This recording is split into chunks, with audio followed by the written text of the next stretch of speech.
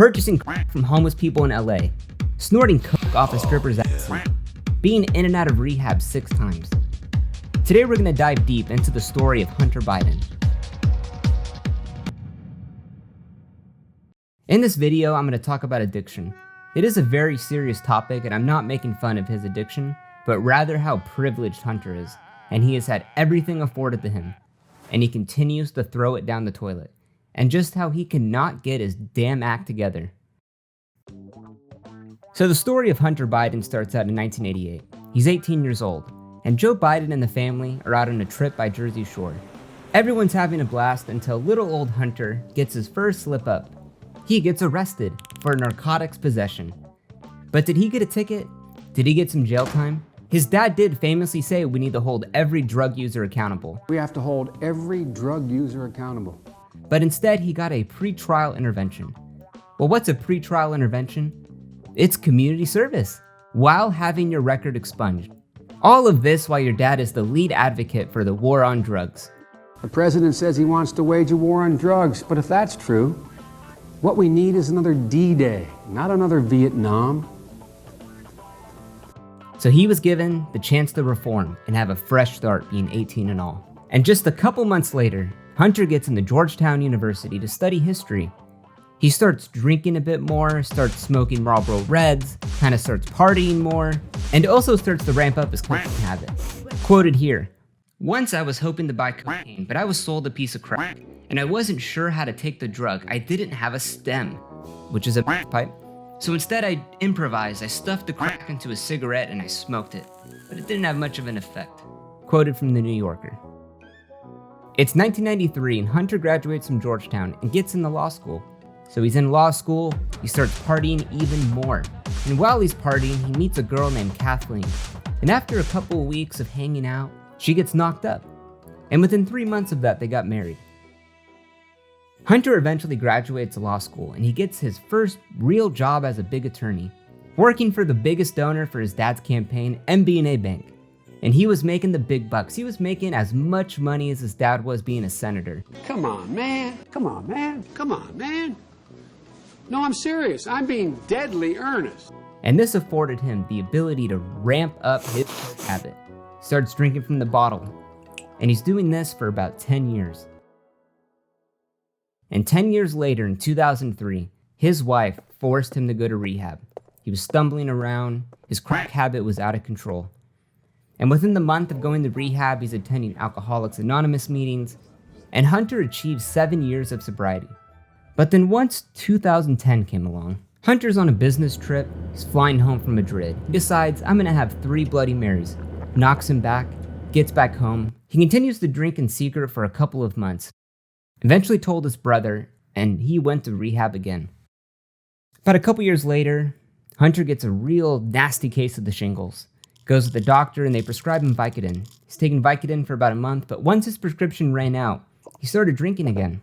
And while on a month-long drinking binge, Hunter decided he was going to join the military and serve his country at the ripe old age of 44.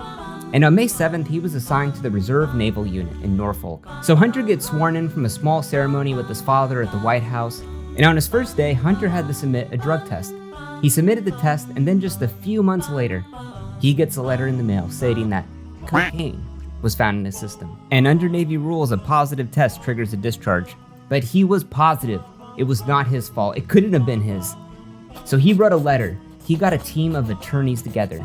And they said, we had no idea how this drug got in my system. And he suggested that when I was at the bar, I think I smoked a cigarette from these 2 black men, and it had to have been laced with cocaine. So he spent months debating this with his attorneys, with the appeals panel, but because of his past drug abuse and his rehab stints, they decided not to appeal. So the records show Hunter was discharged February 8th, 2014. And from there, the crack binge continued. We have a lot of bad judgment in my family. My son, who's over 40, just joined the United States Navy, is about to be sworn in as an officer. So just a couple of months later from being discharged from the Navy for using cocaine, Hunter gets a nice cushy job on the board of Burisma. With no previous experience in energy, working at the largest Ukrainian gas and energy firm.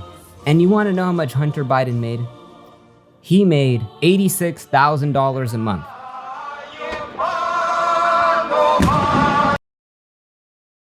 In the list that you gave me of the reasons why you're on that board, you did not list the fact that you were the son of the vice president. Yeah, no. What role do you think that played?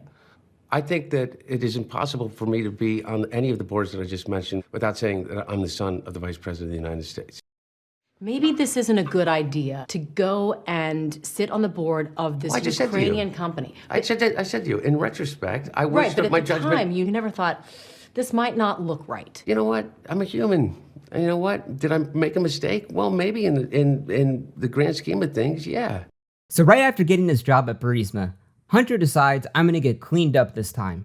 So he goes to the sketchiest rehab clinic in all of Mexico, in Tijuana, to get the illegal treatment in the United States using the West African shrub plant. But then a couple months later, he starts using again. And he's doing this for about a year. And then in June 6th of 2015, a very significant event happens. Good evening. The political world tonight is mourning the death of Beau Biden, the son of Vice President Joe Biden, who succumbed to brain cancer Saturday at the age of 46. His brother Joseph dies of a brain tumor. It's unexpected, it's a real tragedy. And during this time, Hunter starts using even more. And his wife forced him to go to couples therapy. And they reached an agreement that if Hunter started drinking again, he would have to move out of the house. And the day after their 22nd anniversary, Hunter left his couples therapy session, drank a bottle of vodka, and moved on out. A month later goes by of this. He's moved out, and he decides, I'm gonna get sober again. Let's go to rehab. And he's really trying to show his wife that he was cleaning up. He wanted to make things work with her. So he's in rehab, and then all of a sudden, a website that encourages people to cheat on their partners is reeling from a huge data breach. AshleyMadison.com executives confirmed this morning that their website has been hacked. the Ashley Madison hack happens. And you know whose name was in the database? Hunter Biden. Not only that, his credit card was on file, pictures were on file, photos were on file. And because of that, Hunter and Kathleen finally decided to separate, not get divorced, due to the Ashley Madison hack revealing that he was cheating on her this whole entire time. And Hunter continued to use and fall down the dark hole of drug abuse for a couple of months. So Hunter decides to enroll in rehab again. It's a treatment program. And while there, he gets a call to go to a business meeting in Monte Carlo. So Hunter flies out, and while he's in the bathroom of a board meeting, a stranger came up to him and offered him cocaine. And then Hunter started doing the cocaine. Come on, man.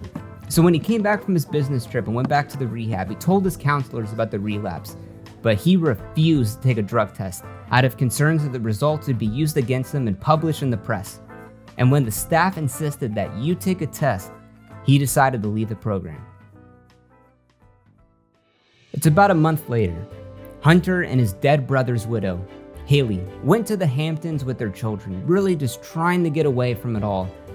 And Hunter would spend nights over at Haley's house watching TV, and Hunter stated, I started to think of Haley as the only person in my life who understood my loss. They were starting to get closer and closer, while Hunter was still married to his wife. So Hunter, who was already moved out of his marital home with his estranged wife Kathleen, somehow kind of dating his dead brother's widow Haley, he made plans to go head to a detox center in Arizona to get cleaned up.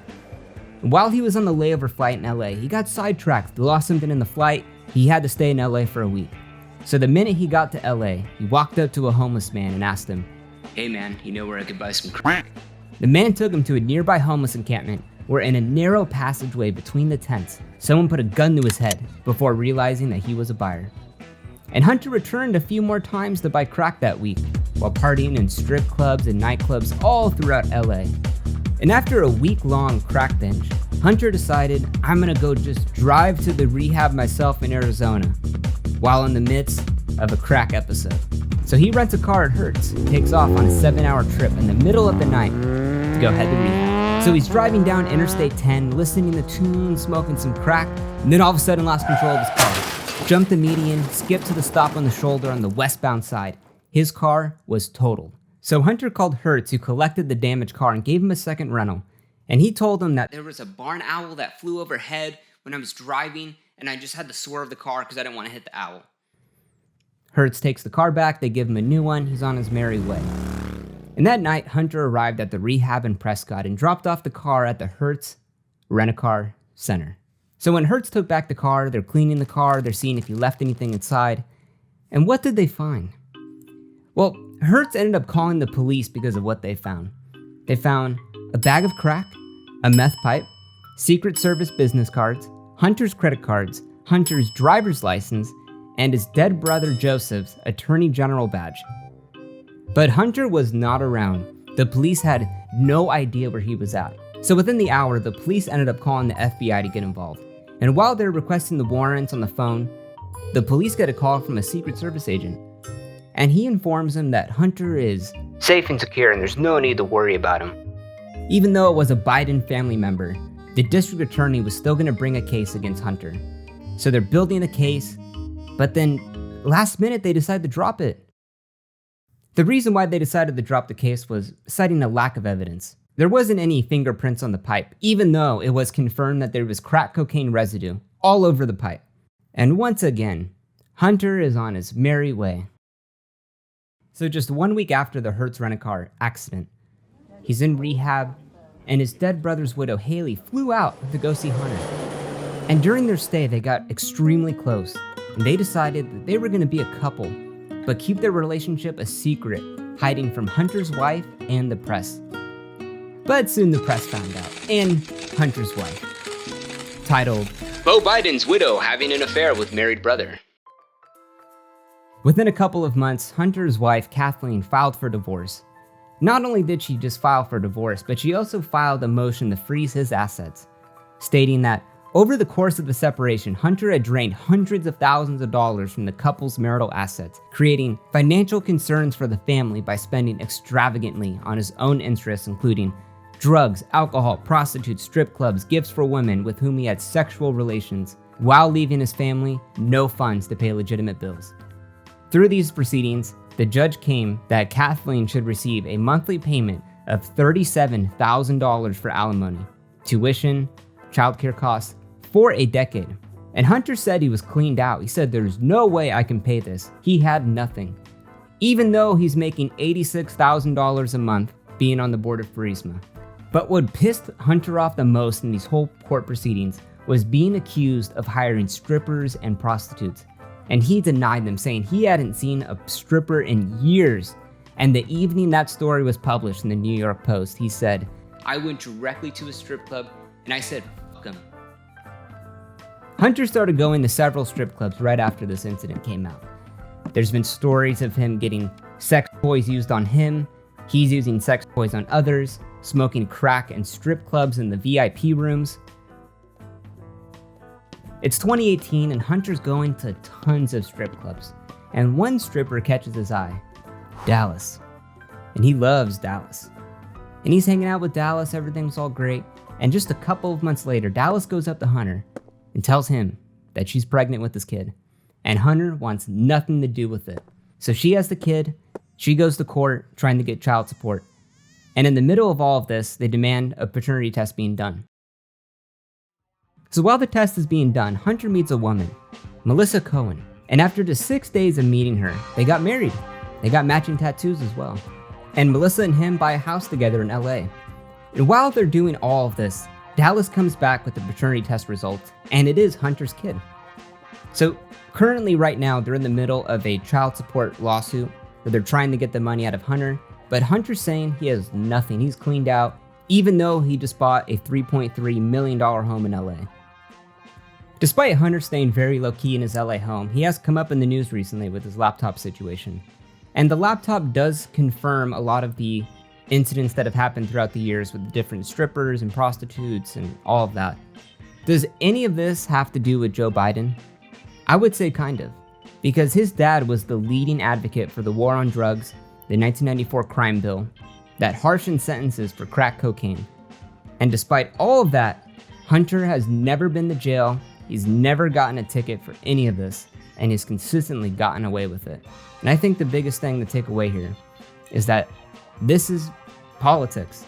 This is the hypocritical stuff that politicians do. Trump does it. Hunter. Joe Biden does it. Come on, man. Obama does it. Everyone does it. And in regards to the whole Burisma thing with his father being the vice president, I just want to read you one. This is an actual law. Federal regulation prohibits federal employees from using public office for private gain, or for the private gain of relatives. This regulation, however, does not apply to the president or vice president. So even if these things did happen, they are not illegal. This is the way government is. And that's where we're at with the saga of Hunter Biden. Thank you guys for watching. Subscribe.